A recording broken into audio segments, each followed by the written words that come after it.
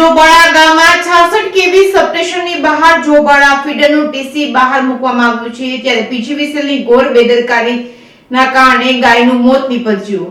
ચુડાના જોબાળા ગામમાં 66 કેવી સબસ્ટેશનની બહાર જોબાળા ફીડરનું ટીસી બહાર મૂકવામાં આવ્યું હતું। પીજીવીસીએલની ઘોર બેદરકારીના કારણે ગાયનું મોત નીપજ્યું હતું, જેથી પશુપાલકોમાં તેમજ જીવદયા પ્રેમીઓમાં આક્રોશ જોવા મળી રહ્યો હતો। નોંધનીય છે કે અગાઉ ચુડા સબ ડિવિઝન નાયબ કાર્યપાલકની કચેરીની બેદરકારીઓથી ગોખરવાડા, કારોલ જેવા ગામોમાં 3 વ્યક્તિઓના મોત થયા હતા, જેમાંથી જવાબદાર અધિકારીઓ કાંઈ પણ બોધપાઠ લીધો નથી, જેથી આવા કિસ્સાઓ સામે આવી રહ્યા છે, જેમાં અર્થિંગનો વાયર બહાર હોય, ટીસી ફરતી જાળી રાખવામાં આવતી નથી, જેથી અર્થિંગના વાયર સાથે ગાયનો પગ આવતા ગાયનું ઘટનાસ્થળે જ મોત નીપજ્યું હતું। જોબાળા સબસ્ટેશનની બાજુમાં રહેતા દાનાભાઈ સવાભાઈની ગાયને શોટ લાગતા કમકમાટીભર્યું ગાયનું મોત થયું હતું। આ વાતની જાણ થતાં જોબાળા ગ્રામ પંચાયતના ઉપસરપંચ દાનાભાઈ તેમજ યુવા ભાજપના મહામંત્રી શિવભા રાણા દોડી આવ્યા હતા અને તરત જ ફીડર બંધ કરાવ્યું હતું। ચુડા પીજીવીસીએલના અધિકારીઓને જાણ કરી હતી, યોગ્ય કાર્યવાહી કરવામાં આવે તેવું કહ્યું હતું।